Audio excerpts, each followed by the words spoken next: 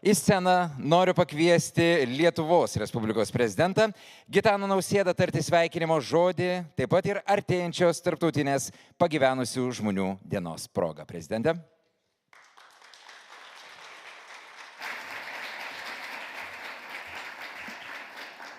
Sveiki, mėlyje, iš tikrųjų labai svarbus mums yra šitas projektas, ne vienas nėra pamirštas ir jau antrus metus jis vyksta kartu su ryšių reguliavimo tarnyba, kurios vadovė Jūratė Šovienė iš karto suprato šio projekto svarbą, iš karto labai entuziastingai visų kolektyvų parėmė mus ir šiandien mes galime raškyti jau šio projekto vaisius. Pirmiausia, reikia pažymėti štai ką, kad taip jau yra, kad mūsų šalyje pagyvenę žmonės su technologijomis ilgą laiką nedraugavo ir čia susidarė tokia ganėtinai skaudi atskirtis, kuomet jaunimas dėl įvairiausių priežasčių, dėl to, kad yra imlus, kad jisai skiria tam didelį dėmesį, daug laiko, įgyja tuos įgūdžius kažkaip labai natūraliai ir be didesnių mokslų, tuo tarpu pagyvenusiems tai padaryti yra sunkiau.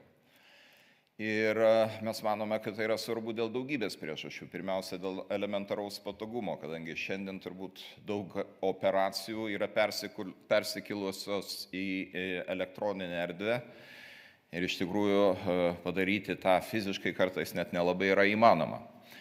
Štai kodėl aš manau, kad seniorams reikėtų kaip galima greičiau tų žinių įgyti. Antras dalykas, be jokios abejonės, yra apgavystės. Apgavystės, kurios pastaruoju metu plinta tartum virusas ir nepaslaptis, kad tų apgavysčių aukomis pirmiausia tampa pagyvenusiai žmonės. Tai ypatingai skaudu, nes žmonės kaupė visą gyvenimą sunkių darbų savo kuklias pajamas arba santaupas ir po to keliais neatsargiais veiksmais galima viską susigadinti ir tiesiog atsidurti tragiškoje situacijoje.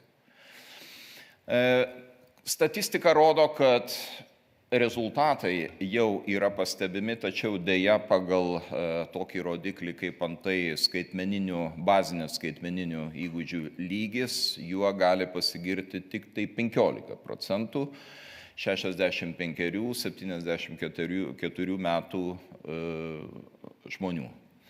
15% tai yra nedaug. ES vidurkis yra bent 2 kartus didesnis.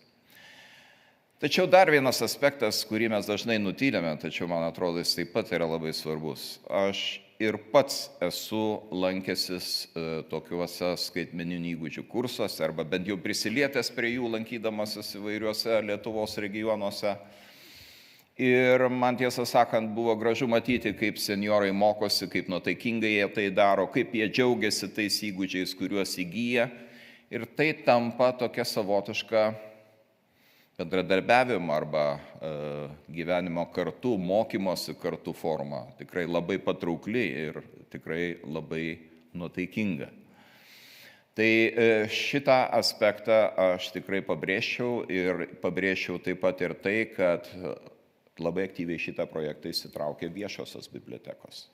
Šiandien viešosios bibliotekos tai nėra vietos, arba tai yra ne tik vietos, kuriuose užsakoma ir išduodama knyga, tai yra gerokai platesnė kultūrinė įstaiga, kurioje vyksta daug įdomių konferencijų, kurioje vyksta daug įdomių susitikimų ir kuriuose taip pat vyksta štai tokio pobūdžio mokymai.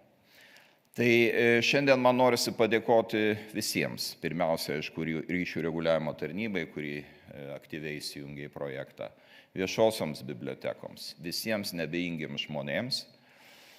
Ir ko dar turbūt lieka palinkėti, Lietuva iš tikrųjų pagal 5G sklaidą yra pažengusi labai toli ir turbūt šiandien niekuo neatsiliekame, ko gero lenkiame daugelį ES šalių. Tačiau fiksuotasis plačiajuostis ryšys, jo sklaida, jo tankis vis dar gali būti pagerintas. Čia jau turbūt geriau už mane į tai atsakys specialistai. Šiandien žinau, kad turite įvairiausių paskaitų ir įvairiausių pranešimų. Linkiu geros, nuotaikingos nuotaikos ir linkiu didžiausios sėkmės ateityje. Ačiū.